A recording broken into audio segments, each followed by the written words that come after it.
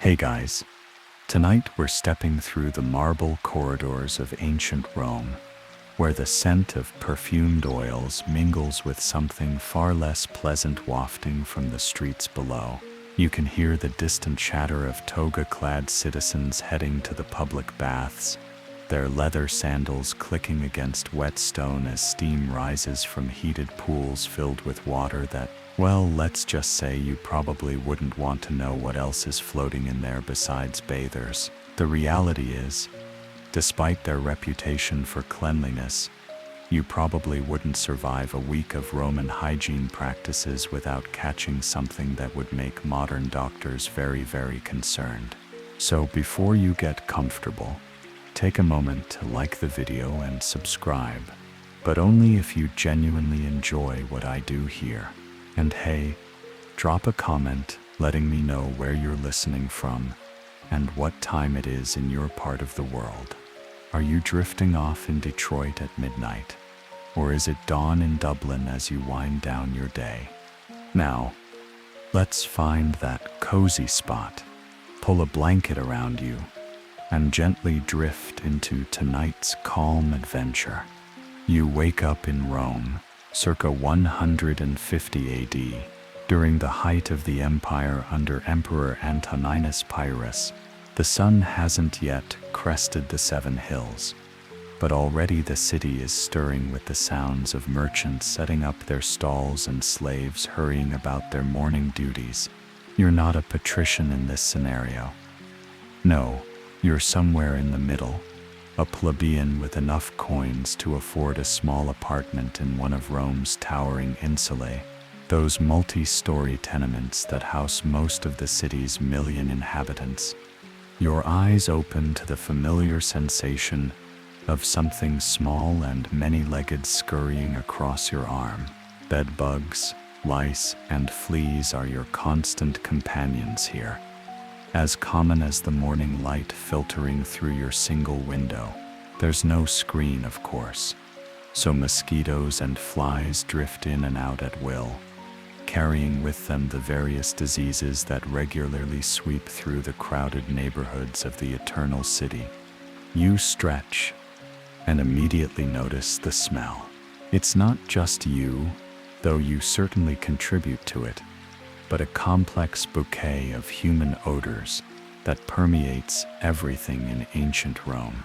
Your tunic, which you've worn for the past week, carries the accumulated scent of sweat, cooking smoke, and the various organic materials that make up daily life in a world without synthetic fabrics or industrial laundry. The wool was dyed with urine, a common practice that leaves a permanent undertone you've long since stopped noticing. Rising from your simple straw mattress, you pad across the floor, wooden planks worn smooth by countless feet, with gaps wide enough that you can sometimes hear conversations from the apartment below. Your morning routine begins, and it's here that the true nature of Roman cleanliness becomes apparent. Water is precious, especially clean water, while Rome's aqueducts are marvels of engineering, bringing millions of gallons into the city daily. Most of that flows to public fountains, baths, and the homes of the wealthy. In your building, water comes from a shared well in the courtyard, and it's not something you'd want to examine too closely in good light. The well shares space with the communal latrine, and despite the Romans' best engineering efforts, contamination is a constant concern. You splash a small amount of this questionable water on your face and hands. This is the extent of your morning ablutions. Full body washing is reserved for your visits to the public baths, which happen perhaps twice a week if you're diligent, once a week if you're typical, and even less frequently if money is tight or you're feeling under the weather. The concept of daily bathing, something modern people take for granted, simply doesn't exist for most Romans. Your body has developed its own ecosystem of bacteria, some beneficial, others decidedly not. Your skin produces oils that, in the absence of regular washing, create a protective layer that also traps dirt, dead skin cells, and various microorganisms. Romans actually believed that some amount of body oil and grime was healthy, providing protection against illness and maintaining the body's natural balance. Your hair, dark and thick, hasn't been properly washed in over a week. Roman shampoo consists of various combinations of animal fats, ash, and sometimes urine. Yes, urine, which contains ammonia and was believed to be an excellent cleansing agent. The smell is distinctive. Many Romans simply kept their hair short to minimize the issue, though fashion often demanded elaborate styles that required oils and pomades that turned rancid in the heat. You reach for your morning meal, bread that's been sitting out since yesterday, olives floating in brine that has a suspicious cloudy quality, and some garum, that fermented fish sauce Romans love so much. The garum is made from fish guts left to rot in the sun for several weeks, then strained. It smells like low tide mixed with vinegar, and it's on everything. Your fingers, already none too clean, dive into the communal bowl of olives. The concept of individual portions or clean serving utensils is largely foreign here. As you eat, you contemplate your teeth. Dental hygiene in Rome is rudimentary at best. You have a tooth cleaning stick, a small twig frayed at one end, that you occasionally chew on to remove food particles. There's no toothpaste as we know it. Instead, Romans use various abrasive powders made from crushed bones, oyster shells, or pumice. These powders are mixed with honey or vinegar and scrubbed onto teeth with fingers or cloth. The abrasive nature of these cleaners actually wears down tooth enamel over time, leading to increased decay and sensitivity. Many Romans also believe that rinsing with urine, preferably imported Portuguese urine, which was considered the finest quality, whitens teeth and prevents decay. The ammonia does have antibacterial properties, but the practice introduces its own set of problems.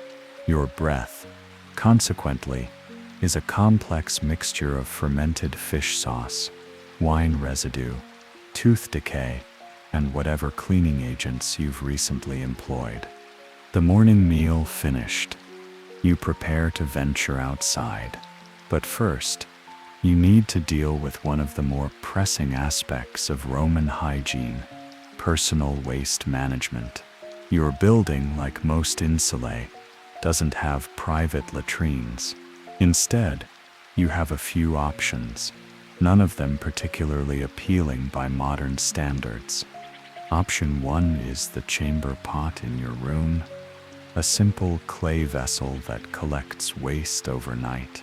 The contents of this pot will eventually be thrown out your window into the street below, joining the rivers of sewage that flow through Rome's neighborhoods.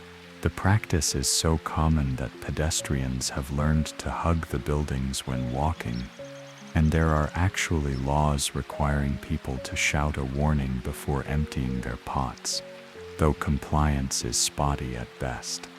Option 2 is the communal latrine in your building's courtyard.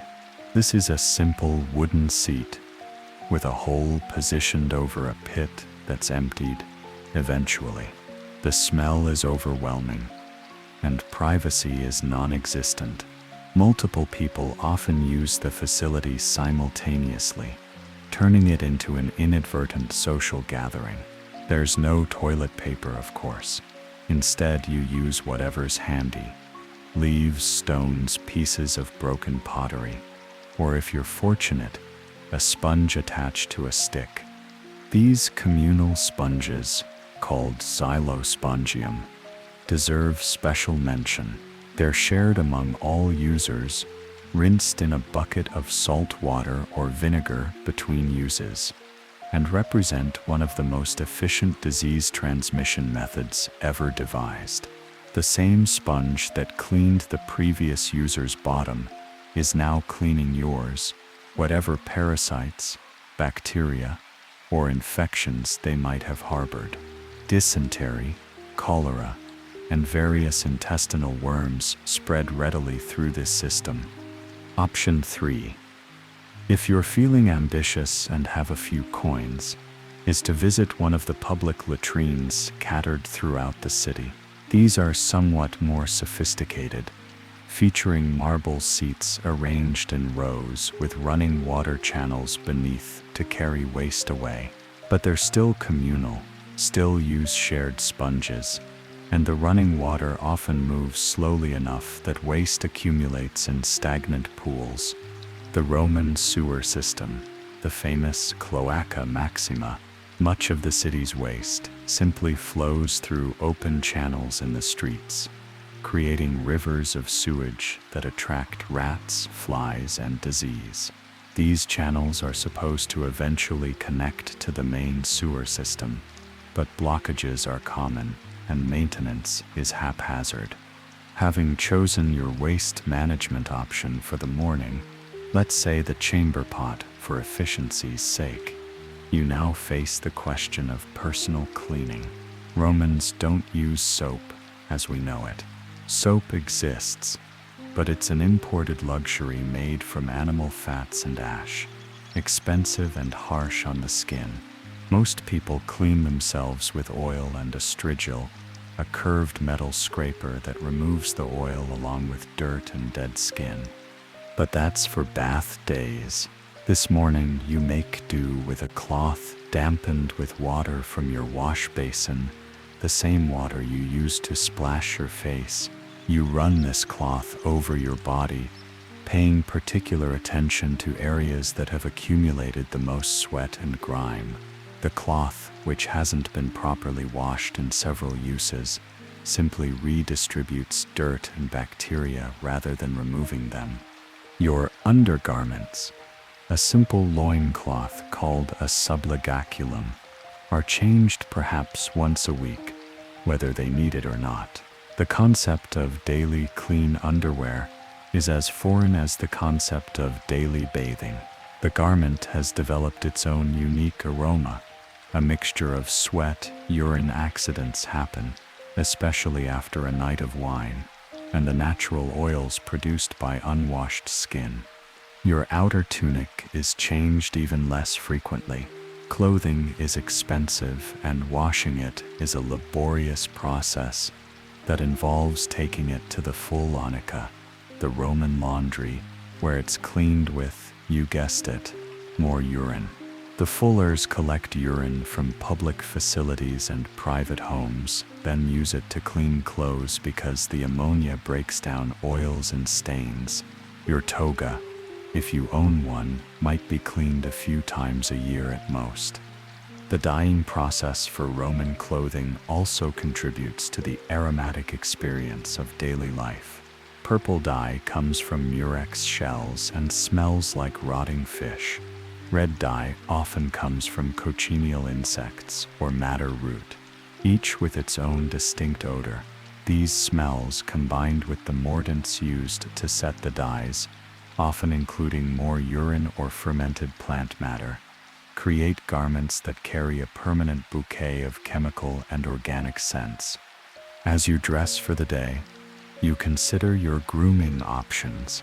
Roman men typically visit a tonsure, a barber for haircuts and shaves, but this isn't a daily occurrence.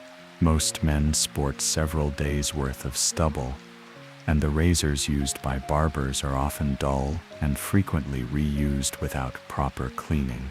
Cuts and nicks are common, and these small wounds often become infected in the bacteria-rich environment of Roman daily life. Roman women face their own grooming challenges.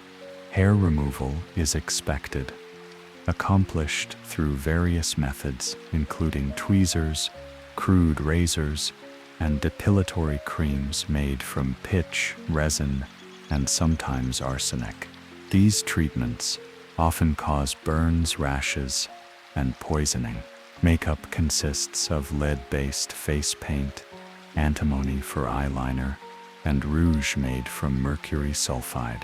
The cumulative effect of these cosmetics is slow heavy metal poisoning, leading to madness and death over time. Perfumes and oils are used liberally to mask body odors, but these fragrances themselves are often overpowering. Roman perfumes are oil-based rather than alcohol-based, so they tend to go rancid quickly in the heat. Popular scents include heavy florals like rose and lily, mixed with musk from animal glands and ambergris from whale intestines. The result is a cloying, often nauseating mixture that competes with rather than covers natural body odors. You step outside your building and into the streets of Rome, where the full scope of urban hygiene challenges becomes apparent. The streets are narrow, crowded, and covered with a mixture of mud, animal waste, food scraps, and human sewage. Horses, donkeys, and oxen pull carts through these streets, depositing fresh manure regularly. Dogs roam freely, adding their own contributions to the aromatic landscape. Street vendors sell food from stalls that would horrify modern health inspectors. Meat hangs in the open air, covered with flies. Bread is kneaded by bakers whose hands are black with ingrained dirt. Wine is stored in amphorae that are reused without proper cleaning, leading to contamination and spoilage. Fish sauce ferments in open vats, attracting insects and rodents. The crowds press around you, and the concentrated body odor is overwhelming. Imagine the smell of a modern gym locker room. Multiply it by 10, add the scent of unwashed wool, fermented fish sauce, and various aromatic oils going rancid in the heat, then concentrated in narrow stone passages with limited air circulation. This is the normal olfactory experience of walking through Rome. Water vendors move through the streets, selling cups of liquid that's only marginally cleaner than what comes from your building's well. The cups are rinsed briefly between customers, sharing whatever mouth diseases are currently circulating. Dental problems are so common that many Romans have lost most of their teeth by middle age, leading to a prevalence of gum disease and mouth infections that contribute to the overall aromatic experience of close conversation. Public fountains provide gathering places where people collect water, wash clothes, and bathe children. The same fountain serves all these purposes simultaneously. Someone might be washing their infant's soiled clothing in the same basin where others are collecting drinking water. Runoff from these activities joins the general flow of liquid through the streets. You make your way toward the public baths, the pride of Roman hygiene culture, though your experience there will reveal just how different ancient cleanliness standards were from modern ones. The walk takes you through the Forum, where politicians, merchants, and citizens gather to conduct business. The crowd is dense, the noise overwhelming, and the smells, well, you're beginning to understand why Roman literature so often mentions the liberal use of perfumes and incense. Street performers entertain the crowds, and beggars line the pathways. Many of these unfortunates suffer from visible diseases, skin conditions, open sores, missing limbs from various infections. Medical knowledge is limited, and treatments often make conditions worse rather than better. The sight of diseased beggars is so common that most Romans simply step around them without a second glance. Public toilets are scattered throughout the city, and you can smell them long before you see them. These facilities process enormous volumes of waste from Rome's population, but the infrastructure struggles to keep up. Blockages are frequent, causing sewage to back up into the streets. The smell of these backups can be detected several blocks away on a still day. As you approach the baths, you notice the familiar sight of the apuditarium, the changing room, where dozens of men disrobe and hang their clothes on hooks. There are no lockers, no security, and theft is common. But more relevantly, for our discussion, this is where the true state of Roman bodies becomes apparent, as clothing comes off and natural aromas are released into the steamy air. The caldarium, or hot room, is your first stop.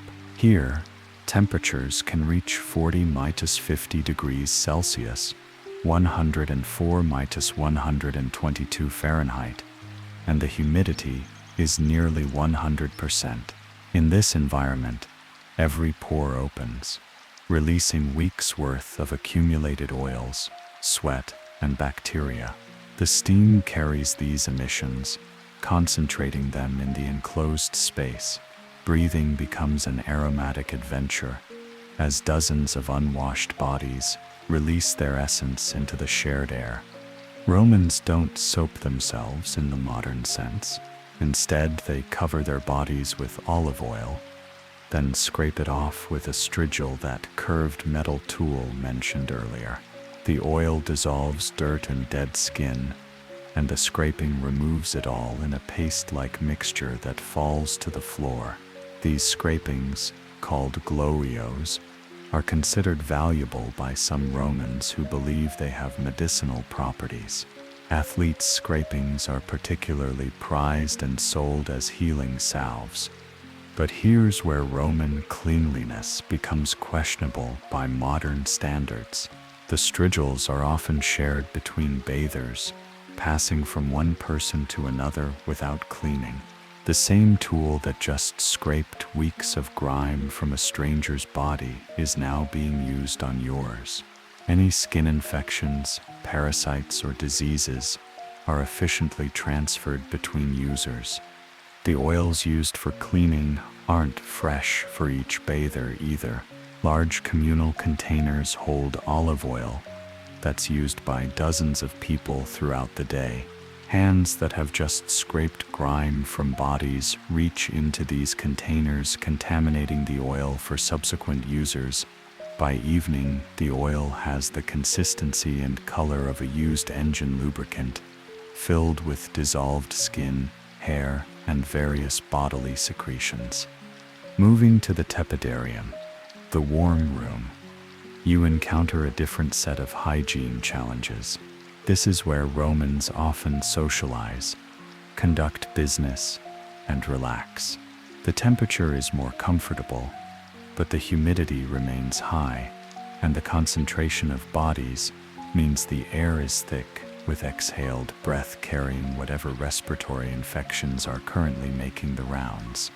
Romans don't understand germ theory, so they have no concept of contagious disease transmission.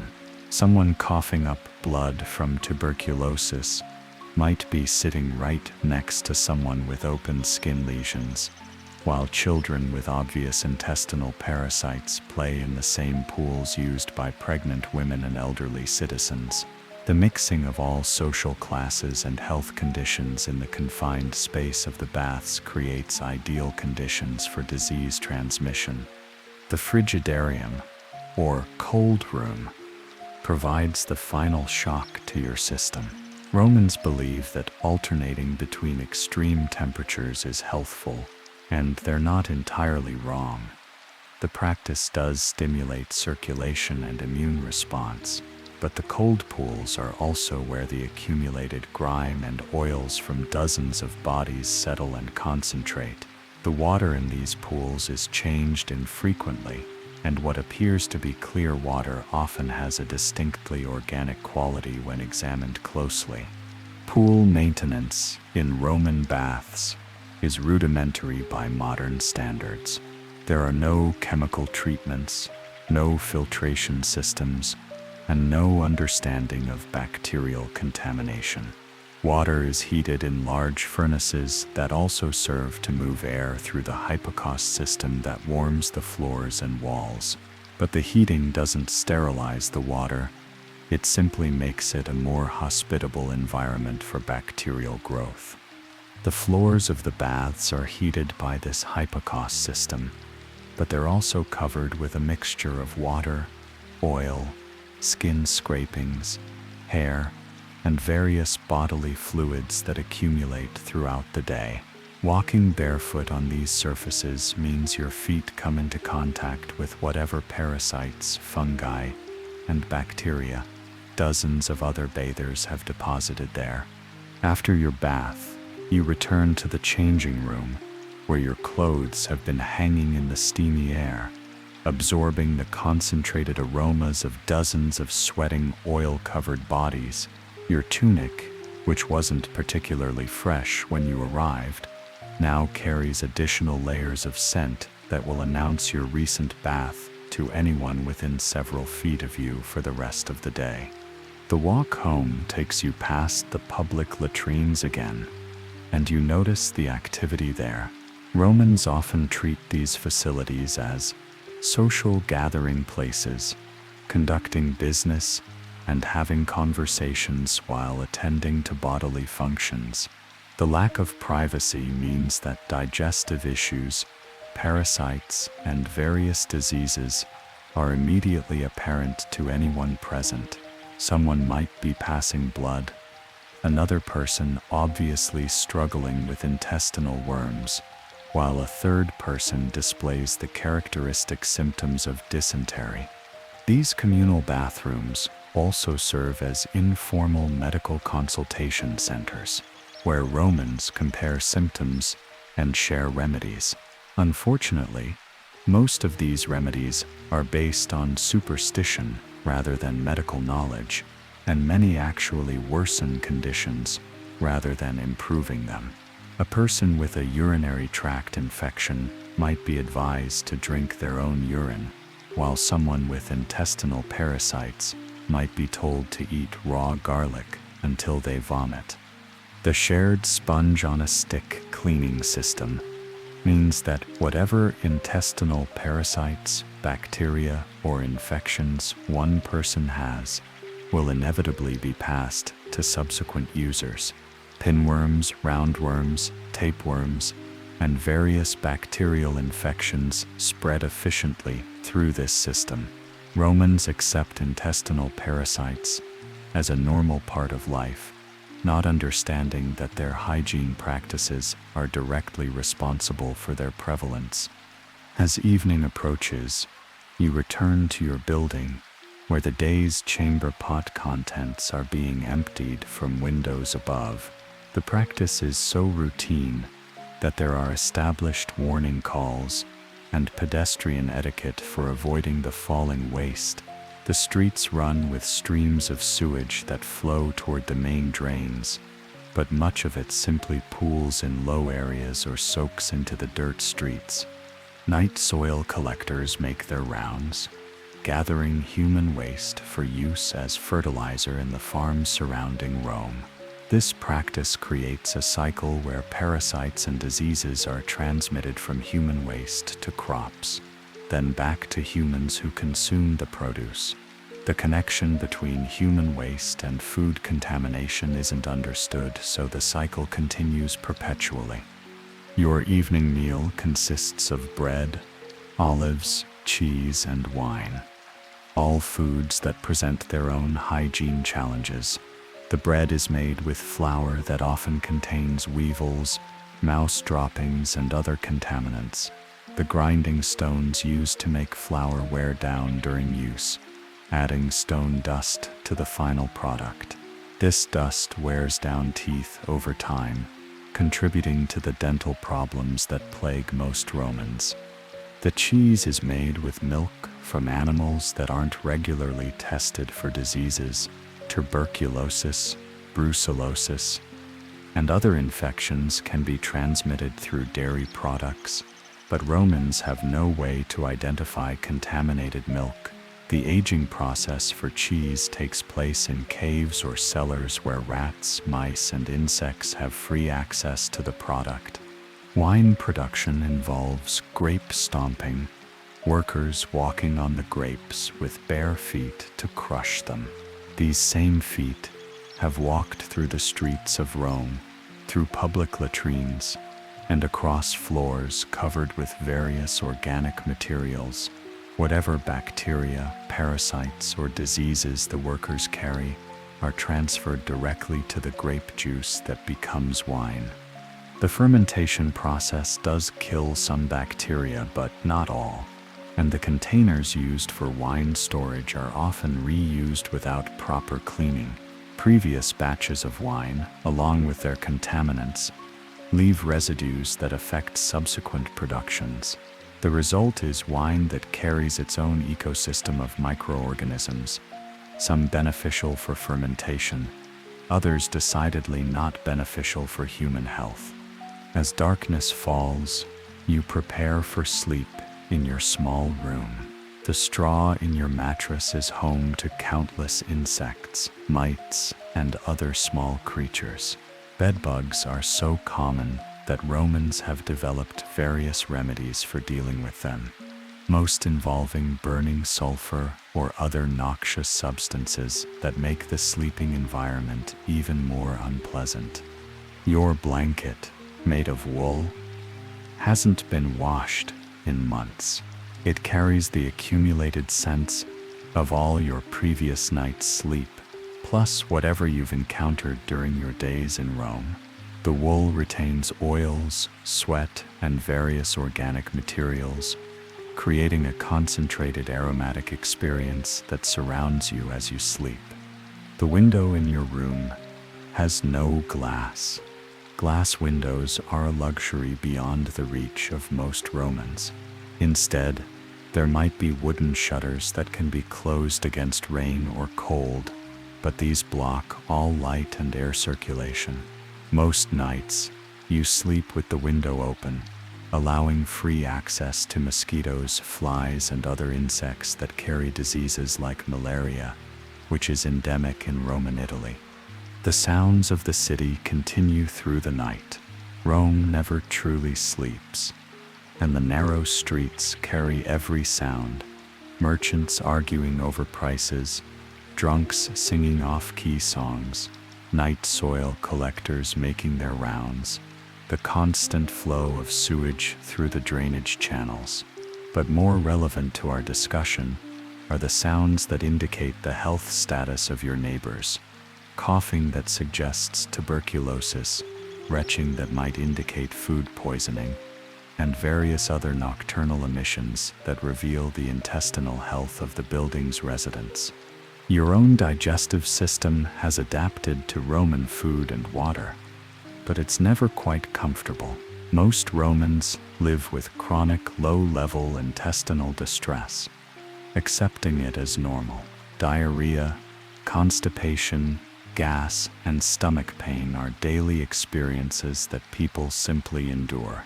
The connection between these symptoms and hygiene practices isn't understood, so the conditions persist throughout most people's lives. As you drift towards sleep, your body processes the day's accumulation of bacteria, parasites, and environmental contaminants. Your immune system, strengthened by constant exposure to pathogens, works overtime to prevent serious illness. But it's a constant battle, and many Romans don't survive it. Life expectancy in ancient Rome is roughly 25 to 30 years, with infant mortality rates approaching 50%. Those who survive to adulthood often bear the scars of various diseases, infections, and parasitic infestations. The morning will bring another day of the same hygiene challenges: shared water sources, communal waste facilities, contaminated food, and the concentrated aromas of 1 million people living in close proximity without modern sanitation systems. But for now, you close your eyes and let the familiar sounds and smells of Roman nightlife carry you toward whatever rest is possible in this aromatic adventure through ancient urban living. Tomorrow we'll continue our journey through Roman hygiene practices, exploring the medical treatments that often made problems worse, the beauty routines that slowly poisoned their users, and the social customs that ensured diseases spread efficiently through all levels of society. But that's a story for another time. As your eyelids grow heavy and you surrender to sleep in the eternal city, surrounded by the thousand scents that made Rome truly unforgettable, you awaken to the familiar sensation of dawn creeping through your unglazed window, carrying with it the morning chorus of Rome. Vendors hawking their wares, the clip-clop of hooves on stone, and the distinctive sound of chamber pots being emptied from windows above. But today, something is different. Your stomach churns with an ominous rumbling that suggests yesterday's garum may have been even more fermented than usual, or perhaps that questionable water from the communal well has finally caught up with you. This is how most Romans begin many of their days, with digestive distress that ranges from mild discomfort to debilitating illness. The concept of food safety simply doesn't exist in any meaningful way. Meat is stored at room temperature until it develops what Romans consider an acceptable level of ripeness, which often means it's crawling with maggots. These protein-rich additions are sometimes considered a delicacy, but more often they're simply scraped off before cooking, leaving behind whatever bacteria and parasites they've deposited. You stumble toward your chamber pot, grateful for its proximity as your intestines announce their distress with growing urgency. The clay vessel, unchanged since yesterday's use and attracting flies with its aromatic contents, serves as your private toilet. Privacy, however, is relative in a Roman insula where walls are thin and sounds carry easily between apartments. Your neighbors are well acquainted with each other's digestive schedules and health status. The morning's intestinal episode provides an excellent opportunity to examine one of Rome's most persistent health challenges, parasitic infections. Nearly every Roman carries at least one type of intestinal worm, and many host multiple species simultaneously. Roundworms, tapeworms, whipworms, and pinworms are so common that their presence is considered normal. Roman medical texts describe various worm treatments, but most are ineffective or actually harmful. Ascaris lumbricoides. The giant roundworm can grow to nearly a foot in length and lives in the small intestine. Infected individuals often pass living worms, which can be quite startling for the uninitiated, but barely raises an eyebrow among experienced Romans. These worms compete with their human hosts for nutrients, leading to malnutrition and stunted growth, particularly in children. Tapeworms present their own unique challenges. These segmented parasites can reach lengths of several meters, living in the intestines and periodically shedding segments that appear in feces. Romans sometimes mistake these segments for separate worms and develop elaborate theories about spontaneous worm generation. The presence of tapeworms causes abdominal pain, digestive issues, and sometimes neurological symptoms when larvae migrate to the brain. Your morning's digestive distress might also be attributed to the water situation in Rome. While the city's aqueduct system is justly famous for its engineering prowess, the reality of water distribution is far less impressive. The pristine mountain water that enters Rome through the aqueducts becomes progressively contaminated as it moves through the urban distribution system. Lead pipes, while durable and malleable for construction, slowly poison the water supply. Romans are unaware of lead toxicity, and the sweet taste that lead imparts to water is actually considered desirable. Wealthy Romans, who have greater access to piped water, suffer higher rates of lead poisoning, which manifests as abdominal pain, cognitive impairment, and reproductive problems. The Latin word for lead poisoning, Saturnism, comes from the planet Saturn, which alchemists associated with lead. But lead is just one of many contaminants in Roman water. The distribution system includes open channels, storage tanks, and fountains where water sits exposed to the elements.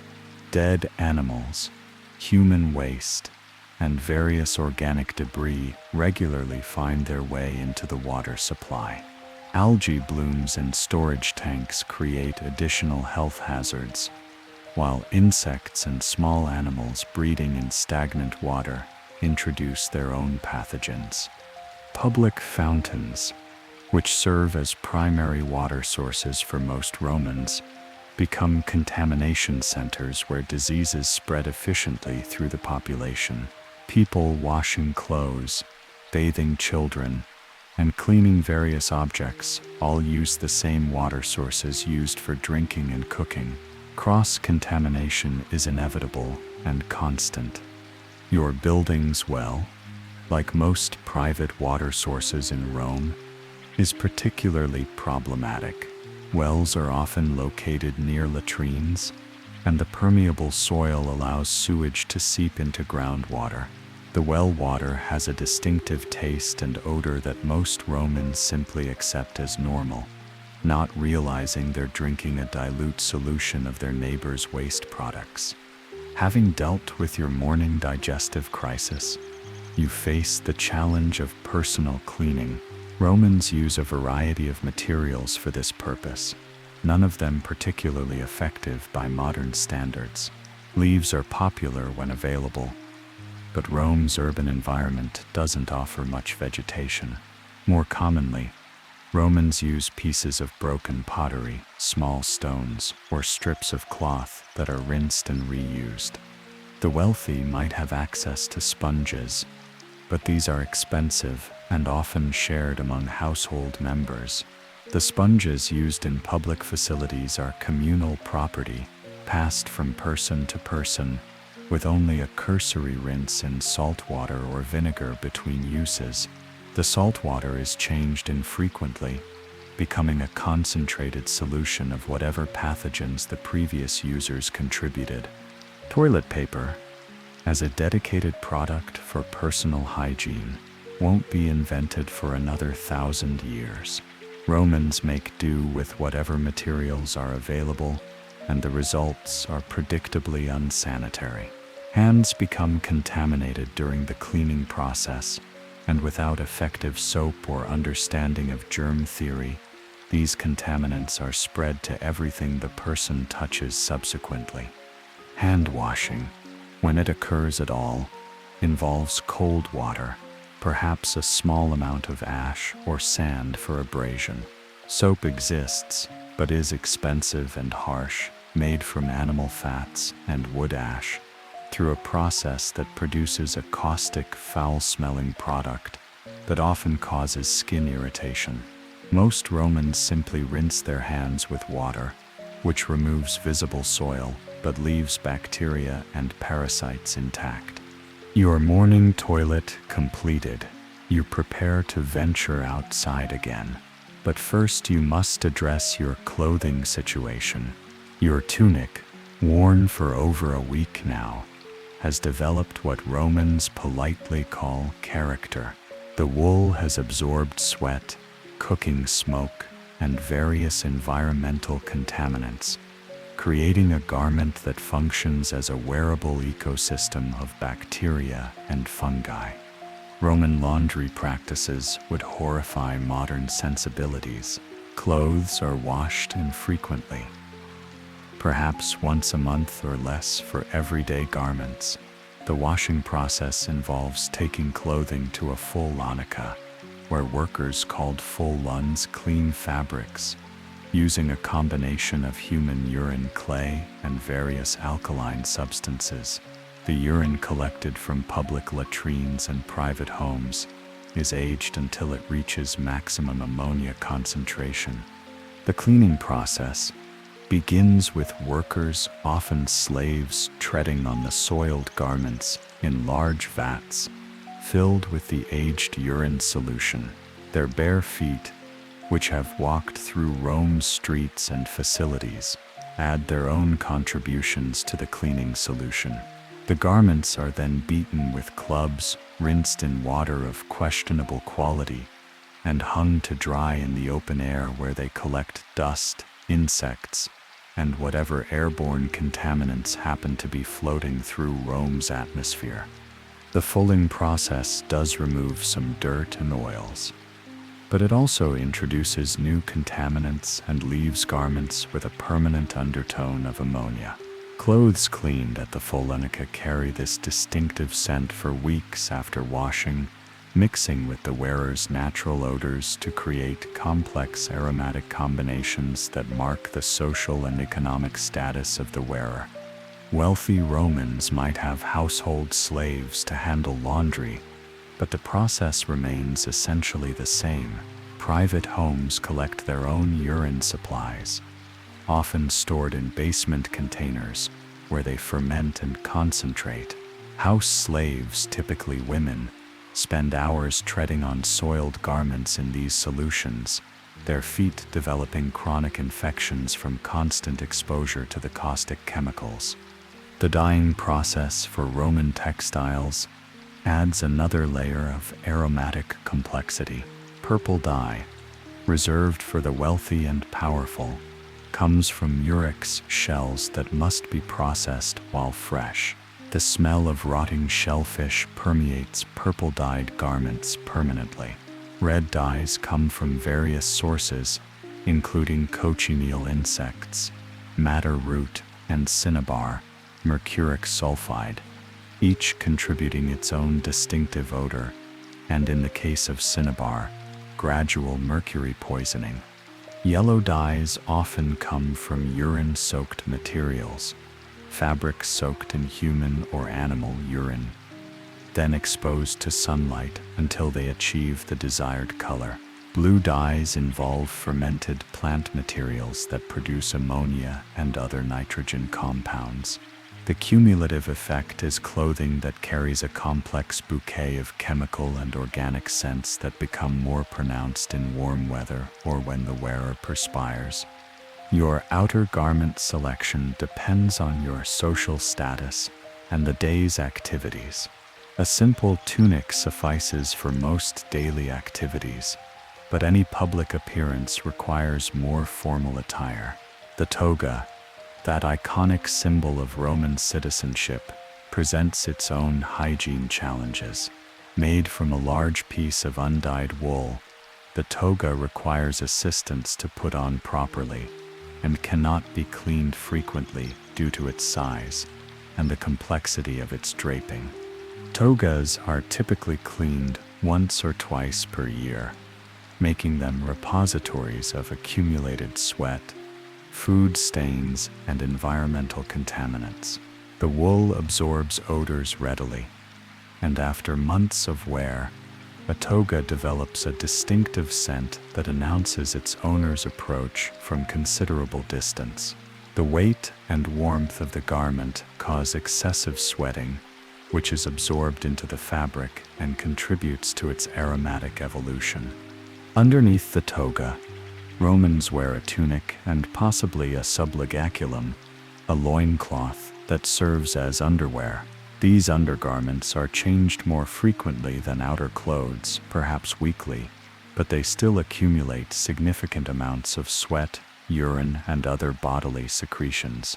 The lack of effective laundry techniques means that even clean undergarments retain residual odors and stains. Women's clothing presents additional challenges. The stola, a long tunic worn by married women, is typically made of fine wool or linen that requires delicate handling. Cleaning such garments is expensive and risky, as the cleaning process often damages delicate fabrics. Many women's garments are cleaned only when absolutely necessary, sometimes going months between washings. The palla, a cloak worn over the stola, serves as protection against the elements, but also as a collection device for dust, smoke, and airborne contaminants. Walking through Rome's streets exposes clothing to a constant shower of particulate matter from cooking fires, metalworking shops, and the general dust kicked up by thousands of feet, hooves, and cartwheels moving through the city daily. Roman footwear adds another dimension to personal hygiene challenges. Sandals, the most common footwear, offer minimal protection against the various organic materials covering Rome's streets. Feet come into direct contact with sewage, animal waste, food scraps, and whatever diseases these materials might harbor. Athlete's foot, bacterial infections, and parasitic infestations of the feet are common problems that spread easily in communal environments like the baths. Closed shoes, when worn, are made of leather that's been tanned using animal brains, urine, or other organic materials. The tanning process doesn't completely eliminate bacteria and parasites from the leather. The warm, moist environment inside shoes creates ideal conditions for fungal growth. Romans often develop chronic foot problems that they simply accept as normal aspects of life. Sock-like foot coverings exist but are considered effeminate by many Roman men. When worn, they're typically made of wool or linen that's washed infrequently and often shared among family members. The combination of shared footwear and poor washing practices ensures that foot-related infections spread efficiently through households. Now properly attired in your aromatic garments, you step into Rome's streets for another day of navigating the city's hygiene challenges.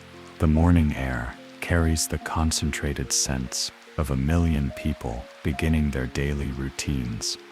Cooking fires, emptying chamber pots, and the gradual warming of yesterday's accumulated organic deposits in the streets. Street vendors are already active, selling breakfast foods that present their own sanitary challenges. Bread vendors carry their products in baskets that aren't cleaned between uses, collecting whatever contaminants they encounter during transport through the streets. The bread itself, made with flour that often contains insect parts and rodent droppings, is displayed openly where flies and other insects have free access. Sausage makers prepare their products using meat scraps that would be condemned by modern health standards. The sausage casings, made from animal intestines, aren't always properly cleaned before use, sometimes retaining remnants of their original contents. The stuffing process is done by hand, with workers whose personal hygiene standards match those of their customers. Wine vendors begin their day by mixing yesterday's leftover wine with fresh products, creating blends that mask spoilage while introducing new contamination. The vessels used for wine storage and transport aren't cleaned between uses, developing thick coatings of residue that harbor bacteria and contribute to the wine's flavor profile. Some Romans actually prefer aged vessels, believing the accumulated residue improves the wine's character. The olive vendors present their products in containers that haven't been cleaned since the harvest season.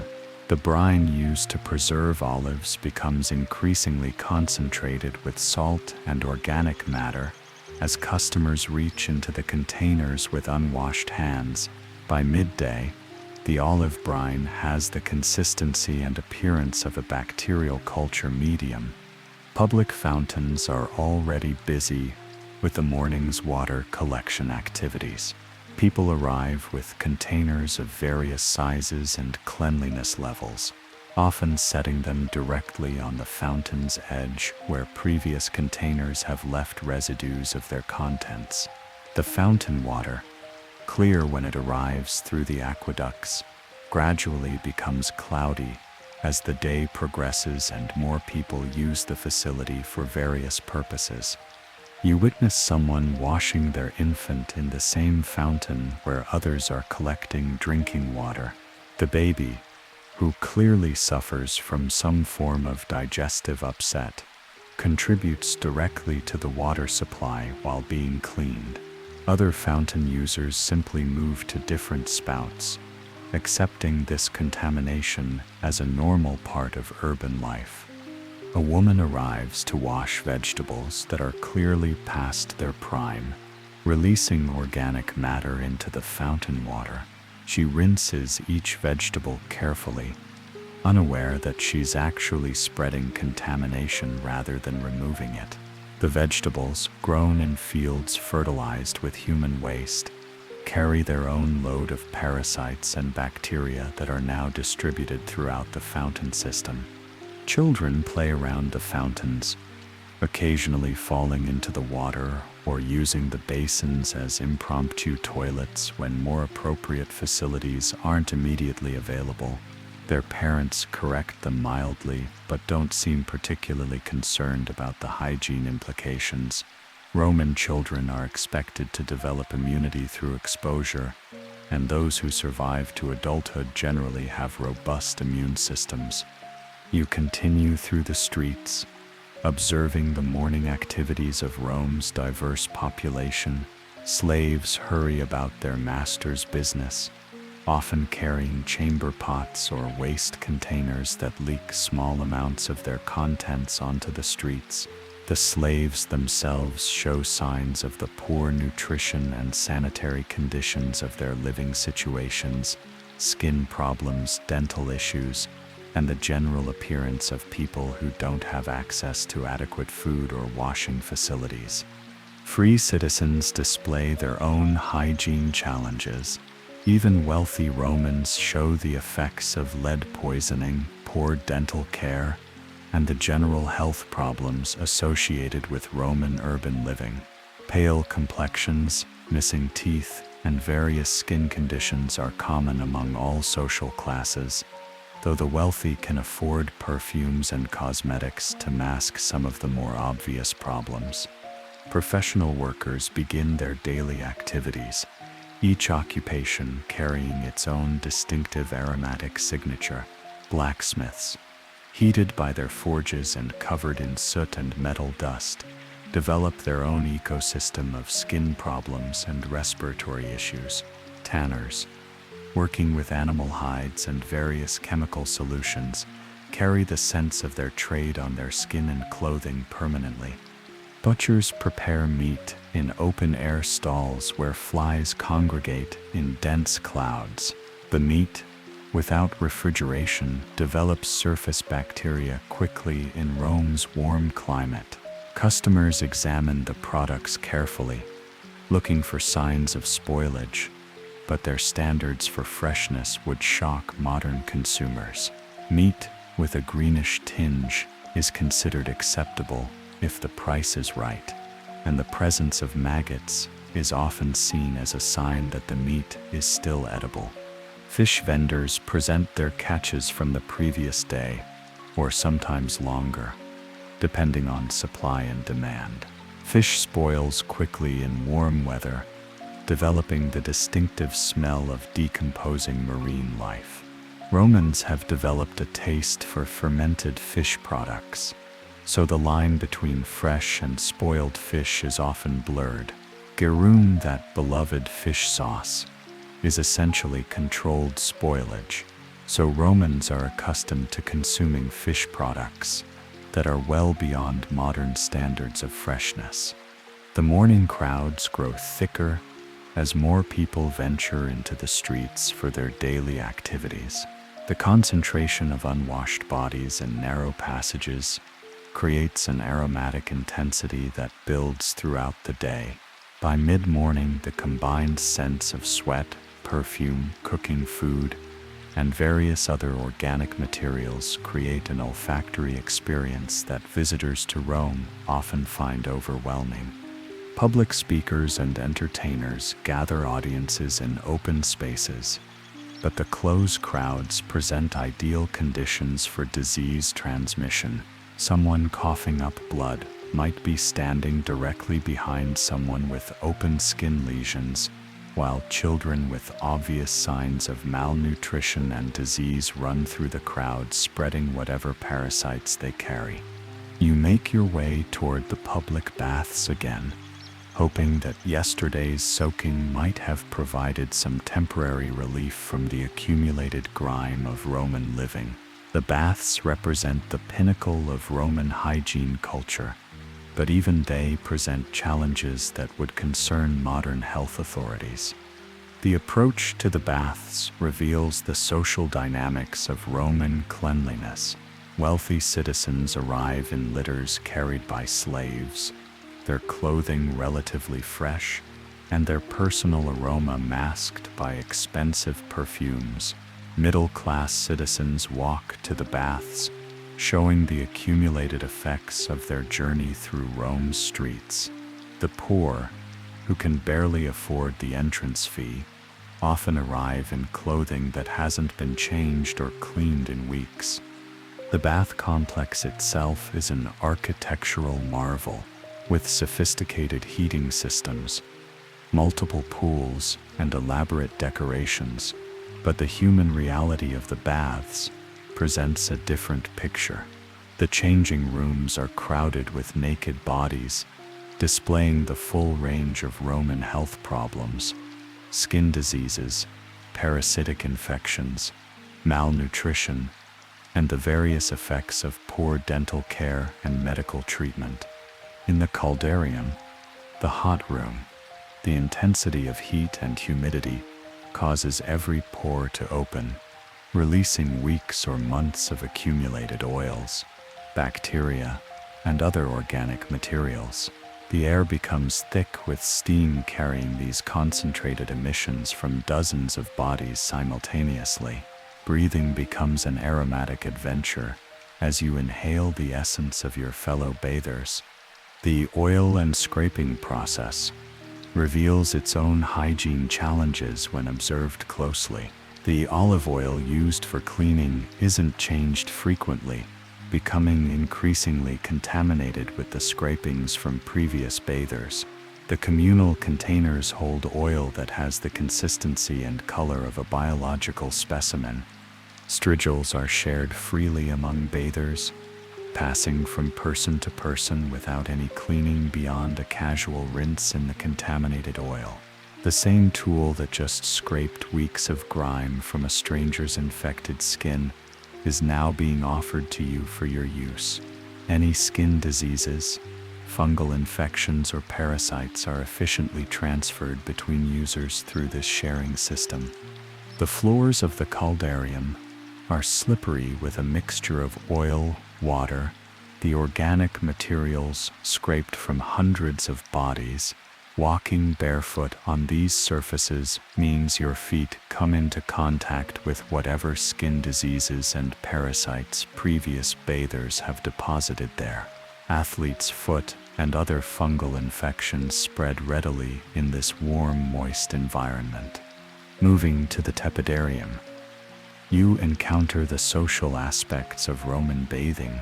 Business is conducted, gossip is shared, and political discussions take place among groups of naked citizens. But the close quarters and extended conversations mean that respiratory diseases spread efficiently through the population. Someone with tuberculosis might engage in animated political debate with someone suffering from malaria, while others with various intestinal problems contribute their own aromatic elements to the atmosphere. The tepidarium's pools contain water that's changed infrequently and shared by hundreds of bathers daily. The water appears clean but carries microscopic loads of bacteria, parasites, and other pathogens contributed by previous users. Romans soak in these pools for extended periods, allowing ample time for any waterborne diseases to find new hosts. Children often accompany their parents to the baths, and their presence adds another dimension to the hygiene challenges. Roman children aren't toilet trained to modern standards, and accidents in the pools are common and accepted. The warm water provides ideal conditions for bacterial growth, and whatever intestinal parasites the children carry are distributed efficiently through the bathing population. The frigidarium, the cold room, provides the final shock to your bathing experience. The cold pools are intended to close pores and stimulate circulation after the heat of the other rooms. But these pools also serve as collection points for all the materials washed from bodies in the previous rooms. The clean cold water often has a distinctly organic quality, with suspended materials that are best not examined too closely. Pool maintenance is minimal by modern standards. The pools are drained and refilled occasionally, but there's no filtration system, no chemical treatment, and no understanding of bacterial contamination. The marble surfaces of the pools develop biofilms, thin layers of bacteria and organic matter that provide ideal breeding grounds for various pathogens. Roman bath attendants, typically slaves, are responsible for maintaining the facilities, but their understanding of hygiene is limited to removing visible debris and occasionally scrubbing surfaces with brushes and water.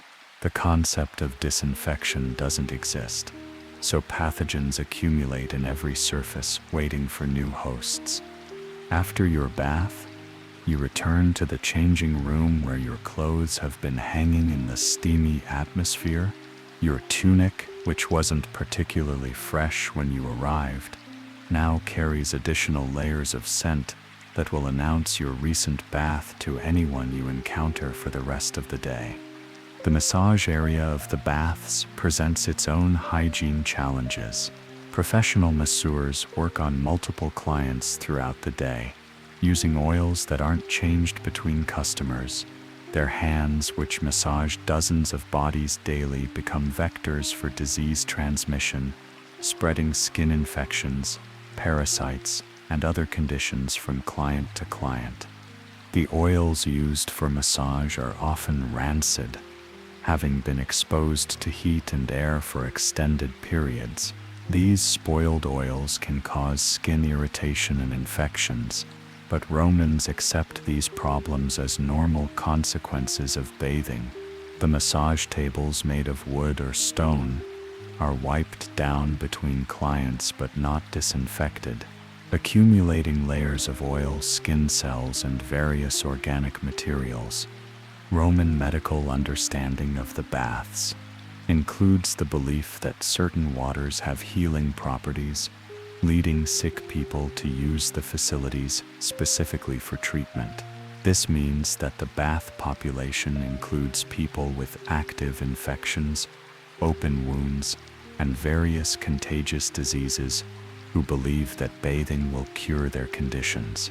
The result is a concentration of pathogens that would alarm modern epidemiologists. The baths also serve as informal medical consultation centers where Romans with various ailments seek advice from other bathers. Unfortunately, most of this advice is based on superstition and folk remedies that often worsen conditions rather than improving them. Someone with a skin infection might be advised to apply various caustic substances, while someone with digestive problems might be told to consume materials that actually promote parasitic infections. As you leave the baths, your skin temporarily clean, but your clothing carrying its accumulated aromatic history. You venture back into Rome's streets for the afternoon's activities. The combination of your recently heated body and the warm afternoon air means that you begin sweating almost immediately, starting the cycle of oil and bacteria accumulation that will continue until your next bath.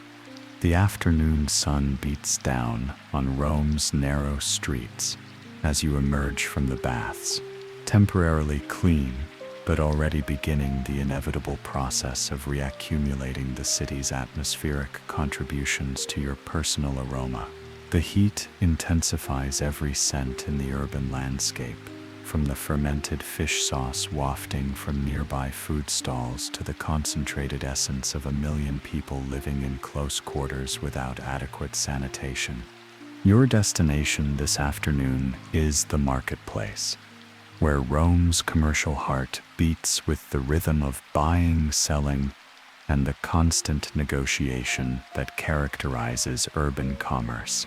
But first, you must navigate the increasingly crowded streets where the midday heat has begun to work its magic on the accumulated organic materials that coat every surface in the city. The cobblestones beneath your sandaled feet are slick with a mixture that defies easy description. Morning dew has mixed with the previous night's deposits from windows above, creating a paste-like substance that squishes between your toes with each step. The stones themselves, worn smooth by centuries of foot traffic, have developed a permanent patina of organic materials that no amount of rain can completely wash away. Street sweepers, typically slaves assigned this undesirable task, make half-hearted attempts to clear the worst of the debris, but their tools are primitive and their motivation understandably limited. They push the accumulated materials toward the gutters, where it joins the general flow of liquid heading toward the main drainage system.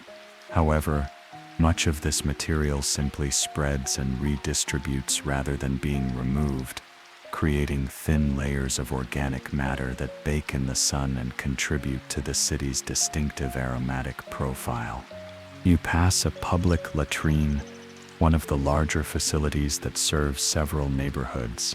The smell reaches you from 2 blocks away. Intensified by the afternoon heat, Romans are queued outside, waiting their turn at the communal facilities, engaged in casual conversation, as if they weren't standing in line to share toilet facilities with dozens of strangers. The shared sponge-on-a-stick system means that everyone in line is essentially intimately connected to everyone who has used the facility that day. Inside the latrine, you can see through the open doorway that the marble seats are arranged in rows with no privacy barriers between them.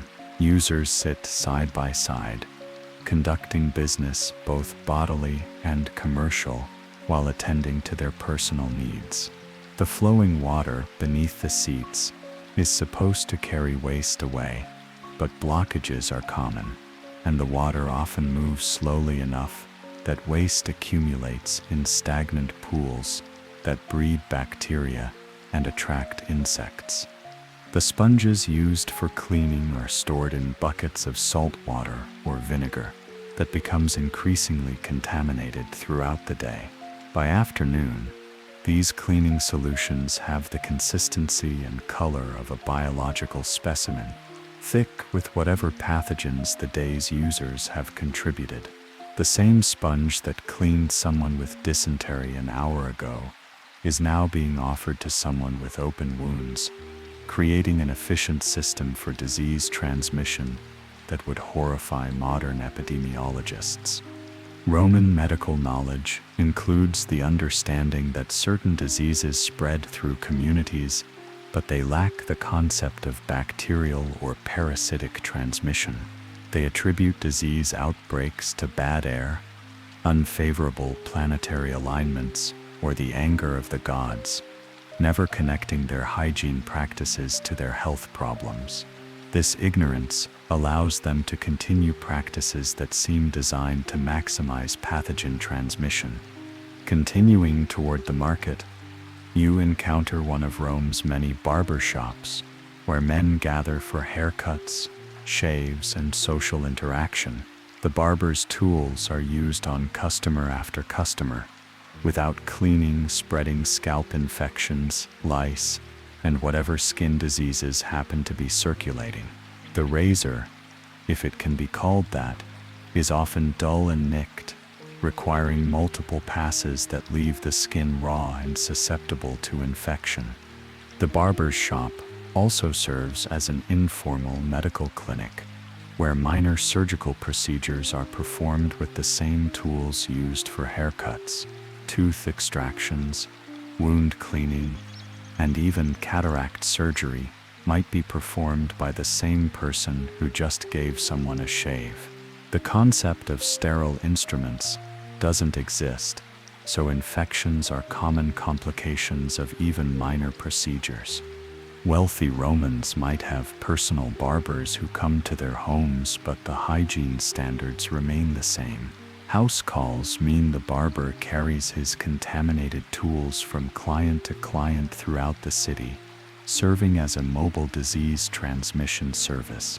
The oils and perfumes used in wealthy households often mask infections rather than preventing them, creating a false sense of cleanliness that allows problems to fester undetected. Women's beauty routines present their own hygiene challenges. Roman cosmetics are based on substances that are actively harmful to health. Face powder contains lead, which provides a fashionably pale complexion while slowly poisoning the user. Eye makeup contains antimony and other heavy metals that cause eye infections and gradual vision loss. Rouge is made from mercury compounds that absorb through the skin and accumulate in body tissues. The application of these cosmetics involves shared brushes and applicators that spread eye infections and skin diseases from user to user. Wealthy women might have personal cosmetic slaves, but these servants often serve multiple mistresses and carry infections between households. The elaborate hairstyles popular among Roman women require hours of manipulation with tools that aren't cleaned between uses, spreading scalp infections and parasites efficiently through the social network. Hair removal, considered essential for fashionable Roman women, involves techniques that would be considered torture by modern standards. Tweezers pull individual hairs, often causing infections at each follicle. Depilatory creams made from pitch, resin, and sometimes arsenic burn the skin while removing hair, leaving chemical burns that frequently become infected. The shared nature of these beauty tools means that any skin infections spread rapidly through the community of users. Perfumes and scented oils, used liberally to mask body odors, often become rancid in Rome's heat, creating aromatic combinations that compete with rather than cover natural body odors. The oil base of Roman perfumes provides an ideal medium for bacterial growth, so perfumed individuals often smell like a combination of flowers and decay.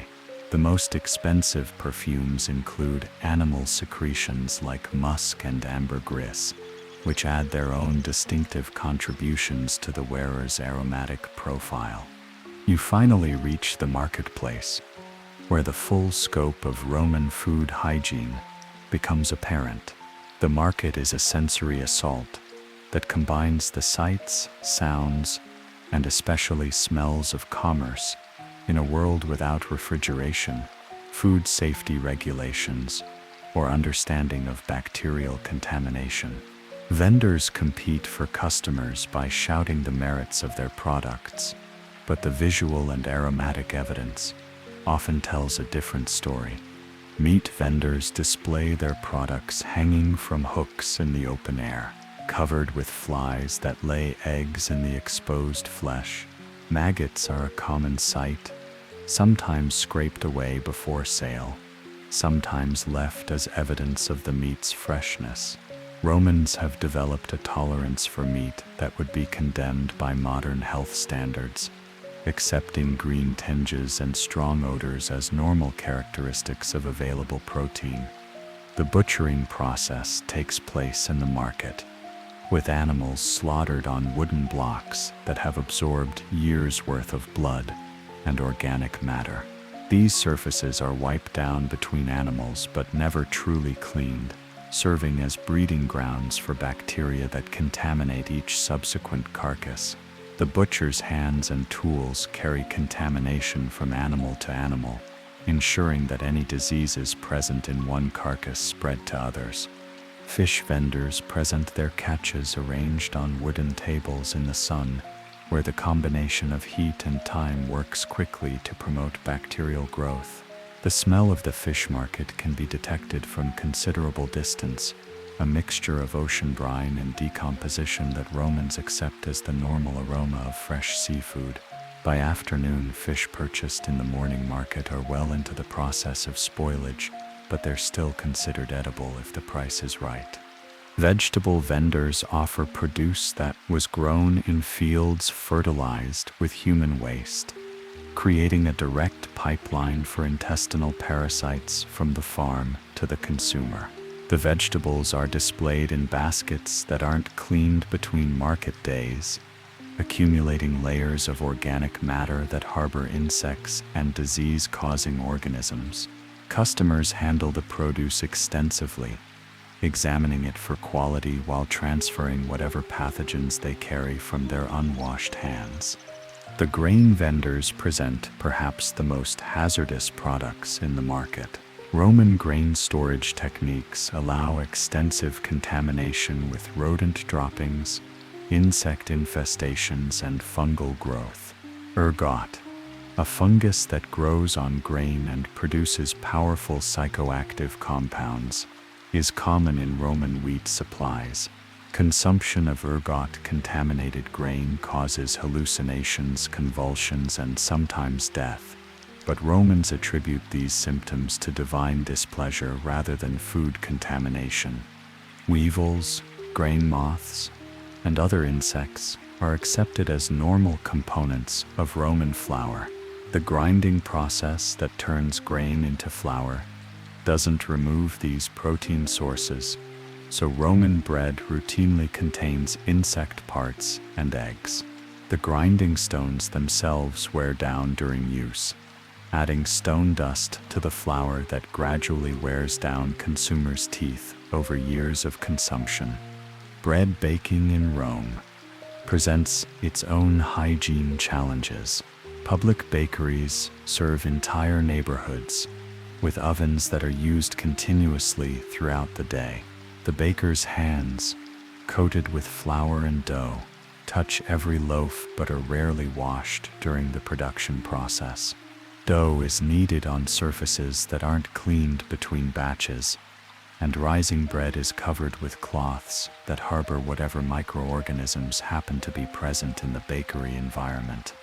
The water used in bread making comes from the same questionable sources that supply the rest of the city, adding its own contribution to the final product's microbial content. Yeast cultivation is a poorly understood process that sometimes produces bread and sometimes produces products that are barely edible. But Romans consume whatever emerges from their ovens rather than waste precious grain. Wine vendors in the market offer products that range from recently fermented grape juice to vinegar, depending on how long the containers have been sitting in the sun.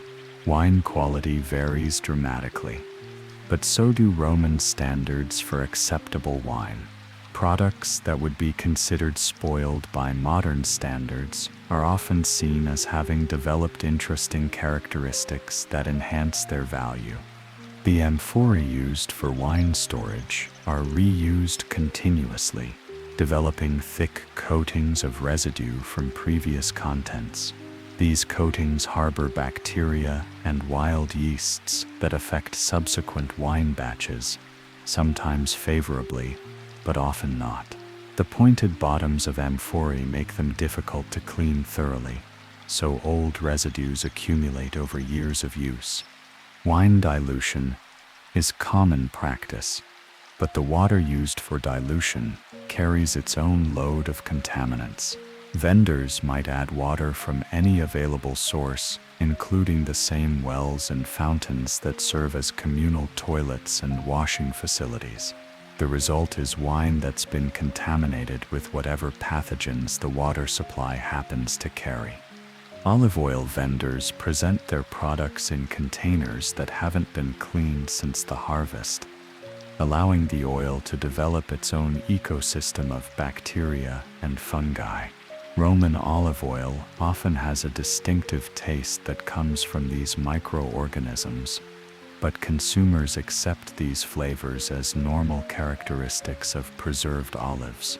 The oil is extracted using methods that introduce contamination at every step, from crushing with feet that have walked through the city's streets to storing in containers that harbor whatever bacteria happen to be present. Cheese vendors offer products that would concern modern food safety inspectors. Roman cheese is made with milk from animals that aren't tested for diseases, using rennet from animal stomachs that carry their own microbial populations. The aging process takes place in caves or cellars where rats, mice, and insects have free access to the products, contributing their own additions to the cheese's flavor and texture. The aging environment for cheese isn't controlled for temperature or humidity, so bacterial growth varies widely depending on weather conditions. Some batches develop beneficial molds that enhance flavor, while others develop harmful bacteria that cause food poisoning. Romans have learned to identify obviously spoiled cheese, but their standards for fresh cheese include products that would be condemned by modern health authorities. Garum vendors offer that beloved fermented fish sauce in various stages of decomposition. The sauce is made by leaving fish guts in the sun for weeks or months, allowing them to ferment and liquefy. The resulting product has the consistency of thick syrup and the aroma of low tide mixed with vinegar, but it's considered an essential condiment for most Roman meals. The fermentation process for garum isn't controlled or standardized, so the final product varies widely in quality and safety. Some batches develop beneficial fermentation that preserves the fish and creates complex flavors, while others simply rot and become breeding grounds for harmful bacteria. Romans rely on smell and taste to distinguish between good and bad garum, but their standards have been adjusted by years of consuming products that would horrify modern palates. As you move through the market, making your afternoon purchases, you're constantly jostled by other shoppers whose personal hygiene standards match your own. The crowd presses close in the narrow aisles between stalls, creating an intimate sharing of whatever aromatic contributions each person carries. Pickpockets work the crowds, their hands moving from victim to victim, spreading whatever pathogens they've collected from their previous targets. Children run through the market, playing games that involve touching everything and everyone they encounter. These young vectors carry whatever diseases happen to be circulating in their households and schools, distributing them efficiently through the shopping population. Parents make half-hearted attempts to control their children's behavior, but the concept of disease transmission through contact doesn't exist in Roman thinking. Street entertainers perform for the market crowds, often involving audience participation that requires physical contact. Jugglers might ask spectators to hold objects, musicians might pass instruments for others to try, and acrobats might use audience members as props for their performances. Each interaction spreads whatever infections happen to be present, creating an efficient network for disease transmission throughout the community. The afternoon heat intensifies all the market's aromas, creating an olfactory experience that visitors often find overwhelming. The combination of rotting food, unwashed bodies, animal waste, and various fermented products creates a distinctive bouquet that announces the market's presence from several blocks away. Romans have developed a tolerance for these concentrated aromas, accepting them as normal aspects of urban commerce. Public fountains in the market area serve multiple purposes simultaneously. People collect drinking water, wash food, clean children, and sometimes use them as impromptu toilets when other facilities aren't immediately available. The same water source serves all these functions, with cross-contamination being inevitable and constant. Market vendors sometimes use fountain water to rinse their products, spreading whatever contaminants the water carries to their merchandise. The market's waste disposal system consists primarily of throwing unwanted materials into the streets, where they join the general flow of organic matter moving through the city. Food scraps, packaging materials, and various other refuse accumulate in piles that attract rats, flies, and other scavengers. These animals serve as additional vectors for disease transmission, carrying pathogens from the waste piles to food preparation areas and residential spaces. Roman rats deserve special mention as their constant companions in urban life. These rodents live in the walls of buildings, in sewers, and in the accumulated waste that characterizes Roman streets. They carry fleas that harbor bubonic plague, though major outbreaks won't occur for several more centuries. The rats also carry various other diseases and parasites that they spread through their droppings and urine, which contaminate food supplies and water sources throughout the city. Stray dogs roam the market, scavenging scraps, and occasionally being incorporated into meat products when other protein sources are expensive. These animals carry their own load of parasites and diseases, including rabies, which Romans don't understand but recognize as a dangerous condition that affects both animals and humans. Dog bites are common, and the lack of effective medical treatment means that infections often prove fatal. Market cats are slightly more welcome, as they help control rodent populations, but they also contribute their own health challenges. Toxoplasmosis, transmitted through cat feces, affects significant portions of the Roman population, causing various neurological symptoms that Romans attribute to other causes. The cats use the market's waste piles as litter boxes, further contaminating the environment. Your afternoon shopping completed. You prepare to return home with your purchases. Bread that contains insect parts and stone dust, cheese that's been aged in rat-infested caves, meat that's been sitting in the sun all day, and wine that's been diluted with contaminated water. These products represent the pinnacle of Roman food technology, but they would horrify modern consumers who understand the relationship between hygiene and health. The walk home takes you through neighborhoods where the afternoon's activities have intensified the aromatic contributions of urban living. Chamber pots are being emptied from windows above, adding fresh contributions to the street's organic coating. Cooking fires send smoke through the narrow passages, carrying the sense of whatever questionable ingredients happen to be available for the evening meal.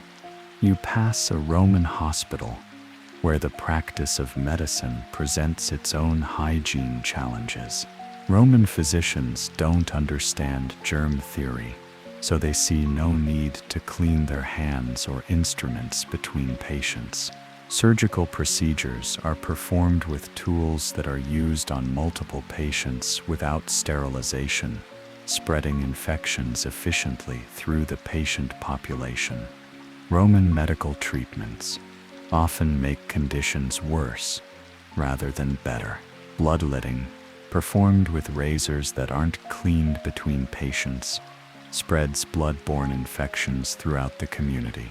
Trepanation, The practice of drilling holes in skulls to release evil spirits is performed with tools that carry brain infections from patient to patient. Herbal remedies, while sometimes effective, are often prepared in unsanitary conditions that introduce new contaminants while attempting to treat existing problems. Medicines are stored in containers that harbor bacteria and fungi, sometimes for months or years before use.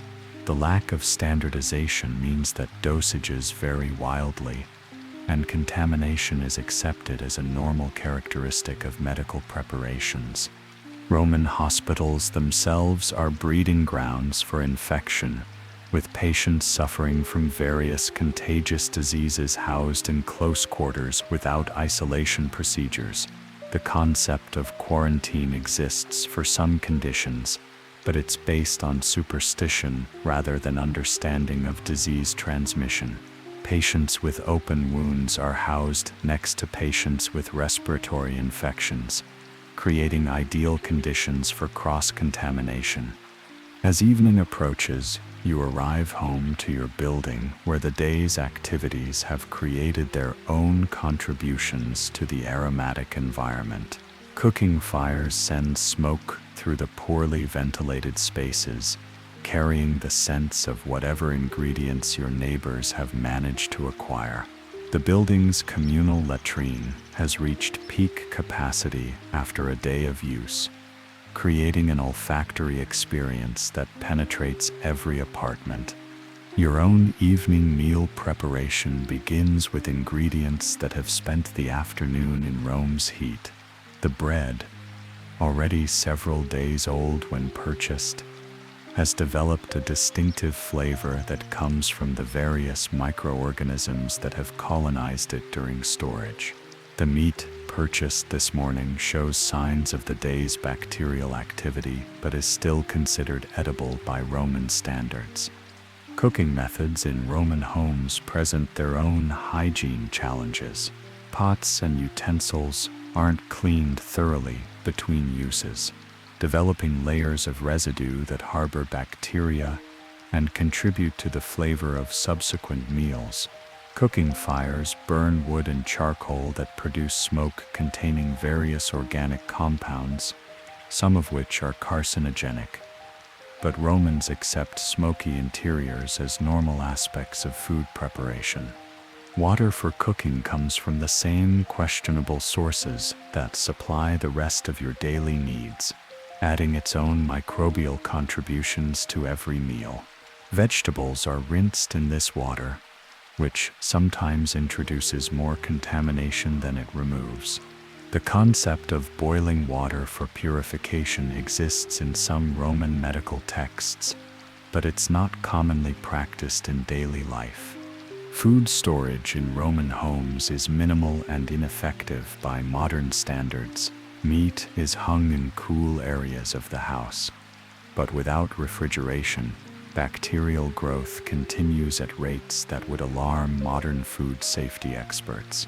Dairy products are consumed quickly after purchase, not because Romans understand bacterial growth, but because the taste changes so rapidly that even they find spoiled dairy unpalatable.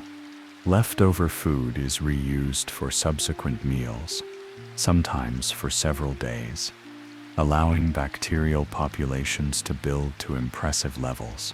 Romans reheat food by bringing it to temperatures that kill some bacteria but not others, creating selective pressure for the most resilient pathogens. The result is food that might smell acceptable, but carries bacterial loads that would overwhelm modern immune systems. Your evening meal, consumed by candlelight or oil lamp, represents the culmination of a day's worth of bacterial accumulation and cross-contamination. Each bite carries the microbial history of its preparation, storage, and handling, creating a dining experience that's both nourishing and hazardous in ways that Romans don't understand. As night falls over Rome, the city's aromatic intensity reaches its daily peak. Cooking fires, human waste, animal droppings, and the concentrated essence of 1 million people living in close quarters without adequate sanitation create an olfactory experience that defines urban life in the ancient world. You settle into your bed, surrounded by the familiar scents of Roman civilization, preparing for another night of sharing your sleeping space with the insects and microorganisms that call your mattress home. As you drift back from the steamy corridors of ancient Rome, your modern shower probably feels like a miracle of engineering, and that bottle of antibacterial soap sitting on your bathroom counter suddenly seems like the greatest invention in human history. Who knew that something as simple as turning a handle and getting clean, hot water could feel so luxurious after spending time in a world where sharing a communal sponge on a stick was considered peak hygiene technology? Tonight's aromatic adventure through the Eternal City was just a gentle reminder that sometimes the good old days weren't quite as good as we imagine, especially if you happen to be downwind of them. And honestly, we've barely scratched the surface of Roman hygiene horrors. Wait until you hear about their dental care practices, or better yet, their approach to surgery and medicine. Let's just say that if you thought tonight's journey was wild, you haven't seen anything yet. If you enjoyed this ride, don't forget to like, subscribe, and hit the notification bell so you won't miss what's coming next. I'd love to hear from you in the comments. Did tonight's Roman adventure help you drift off? Or are you now wide awake thinking about how grateful you are for modern plumbing? Drop a comment and let me know where you're listening from and what time it is in your corner of the world. Are you falling asleep to ancient Roman sewage systems in Seattle at 2 a.m. or maybe winding down with tales of communal bath sponges in Brisbane as the sun comes up? Until next time, keep your curiosity alive and your nights filled with wonder. Garum vendors offer that beloved fermented fish sauce in various stages of decomposition. The sauce is made by leaving fish guts in the sun for weeks or months, allowing them to ferment and liquefy. The resulting product has the consistency of thick syrup and the aroma of low tide mixed with vinegar, but it's considered an essential condiment for most Roman meals.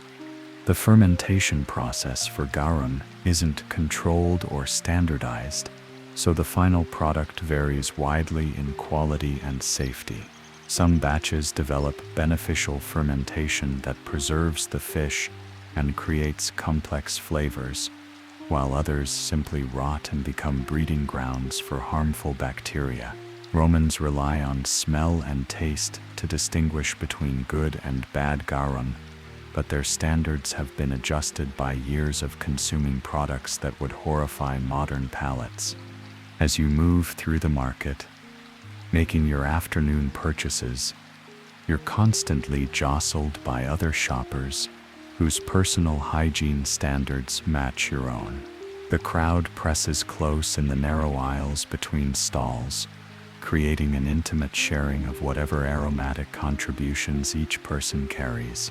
Pickpockets work the crowds, their hands moving from victim to victim, spreading whatever pathogens they've collected from their previous targets.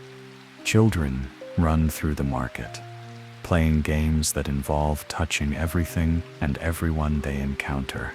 These young vectors carry whatever diseases happen to be circulating in their households and schools, distributing them efficiently through the shopping population. Parents make half-hearted attempts to control their children's behavior, but the concept of disease transmission through contact doesn't exist in Roman thinking. Street entertainers perform for the market crowds, often involving audience participation that requires physical contact. Jugglers might ask spectators to hold objects, musicians might pass instruments for others to try, and acrobats might use audience members as props for their performances. Each interaction spreads whatever infections happen to be present, creating an efficient network for disease transmission throughout the community. The afternoon heat intensifies all the market's aromas, creating an olfactory experience that visitors often find overwhelming. The combination of rotting food, unwashed bodies, animal waste, and various fermented products creates a distinctive bouquet that announces the market's presence from several blocks away. Romans have developed a tolerance for these concentrated aromas, accepting them as normal aspects of urban commerce. Public fountains in the market area serve multiple purposes simultaneously. People collect drinking water, wash food, clean children, and sometimes use them as impromptu toilets when other facilities aren't immediately available. The same water source serves all these functions, with cross-contamination being inevitable and constant. Market vendors sometimes use fountain water to rinse their products, spreading whatever contaminants the water carries to their merchandise. The market's waste disposal system consists primarily of throwing unwanted materials into the streets, where they join the general flow of organic matter moving through the city. Food scraps, packaging materials, and various other refuse accumulate in piles that attract rats, flies, and other scavengers. These animals serve as additional vectors for disease transmission, carrying pathogens from the waste piles to food preparation areas and residential spaces. Roman rats deserve special mention as they're constant companions in urban life. These rodents live in the walls of buildings, in sewers, and in the accumulated waste that characterizes Roman streets. They carry fleas that harbor bubonic plague, though major outbreaks won't occur for several more centuries. The rats also carry various other diseases and parasites that they spread through their droppings and urine, which contaminate food supplies and water sources throughout the city. Stray dogs roam the market, scavenging scraps and occasionally being incorporated into meat products when other protein sources are expensive. These animals carry their own load of parasites and diseases, including rabies, which Romans don't understand but recognize as a dangerous condition that affects both animals and humans. Dog bites are common, and the lack of effective medical treatment means that infections often prove fatal. Market cats are slightly more welcome, as they help control rodent populations. Toxoplasmosis, transmitted through cat feces, affects significant portions of the Roman population, causing various neurological symptoms that Romans attribute to other causes. The cats use the market's waste piles as litter boxes, further contaminating the environment.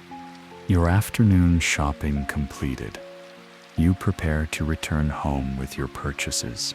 Bread that contains insect parts and stone dust, cheese that's been aged in rat-infested caves, meat that's been sitting in the sun all day, and wine that's been diluted with contaminated water.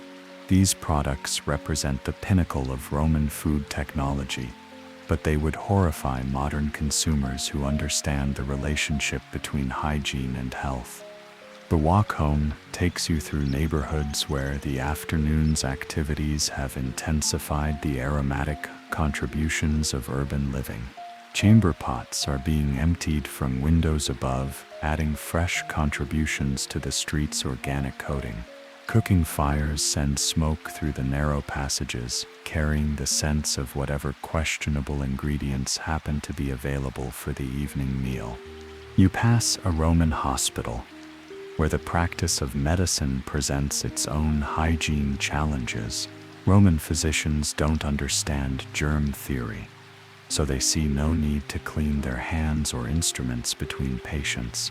Surgical procedures are performed with tools that are used on multiple patients without sterilization, spreading infections efficiently through the patient population.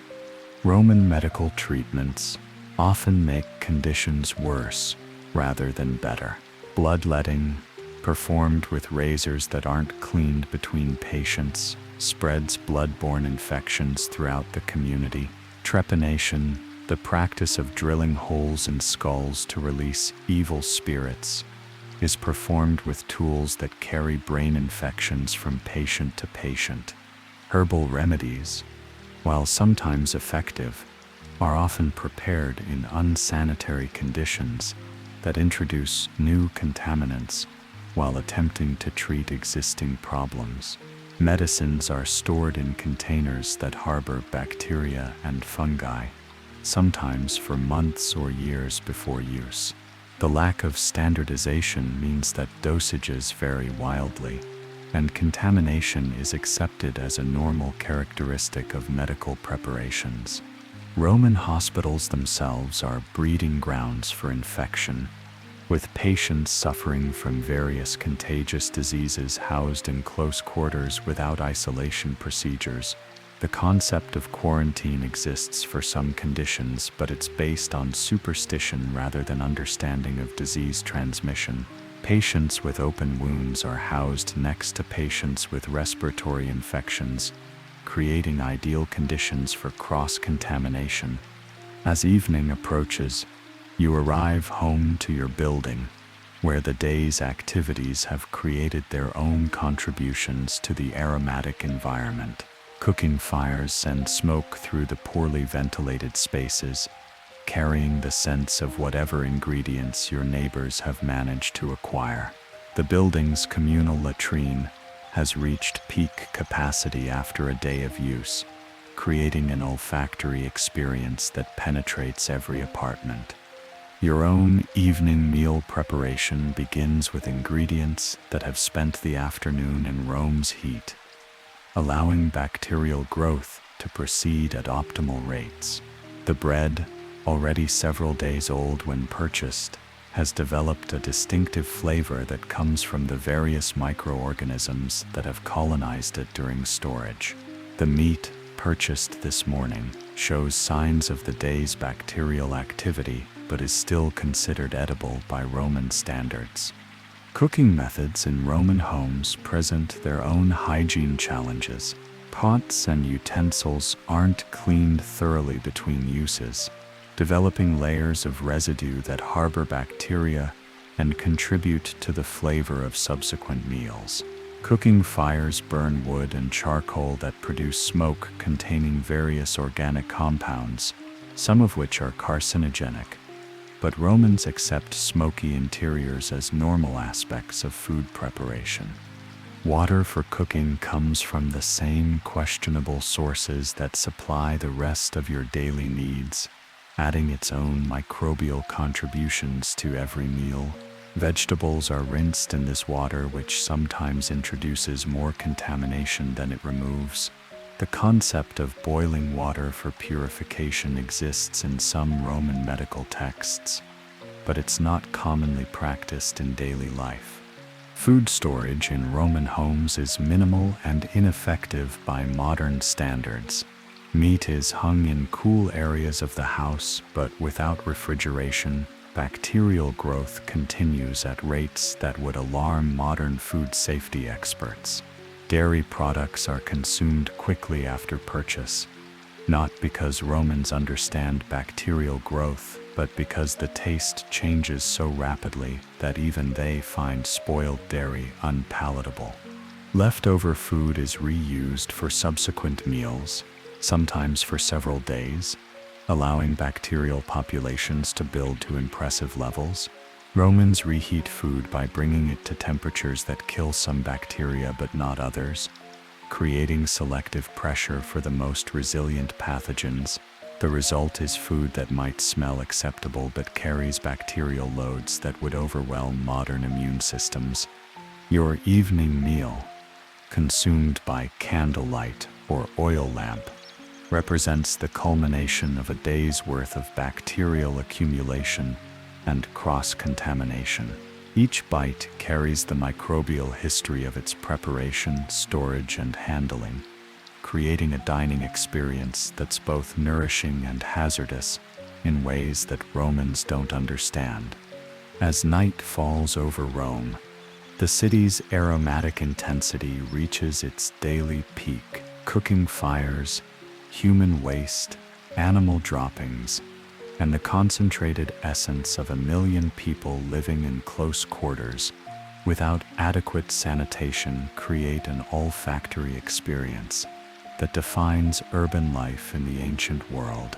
You settle into your bed, surrounded by the familiar sense of Roman civilization, preparing for another night of sharing your sleeping space with the insects and microorganisms that call your mattress home. As you drift back from the steamy corridors of ancient Rome, your modern shower probably feels like a miracle of engineering, and that bottle of antibacterial soap sitting on your bathroom counter suddenly seems like the greatest invention in human history. Who knew that something as simple as turning a handle and getting clean hot water could feel so luxurious after spending time in a world where sharing a communal sponge on a stick was considered peak hygiene technology? Tonight's aromatic adventure through the Eternal City was just a gentle reminder that sometimes the good old days weren't quite as good as we imagine, especially if you happened to be downwind of them. And honestly, we've barely scratched the surface of Roman hygiene horrors. Wait until you hear about their dental care practices, or better yet, their approach to surgery and medicine. Let's just say that if you thought tonight's journey was wild, you haven't seen anything yet. If you enjoyed this ride, don't forget to like, subscribe, and hit the notification bell so you won't miss what's coming next. I'd love to hear from you in the comments. Did tonight's Roman adventure help you drift off, or are you now wide awake thinking about how grateful you are for modern plumbing? Drop a comment and let me know where you're listening from and what time it is in your corner of the world. Are you falling asleep to ancient Roman sewage systems in Seattle at 2 a.m.? Or maybe winding down with tales of communal bath sponges in Brisbane as the sun comes up?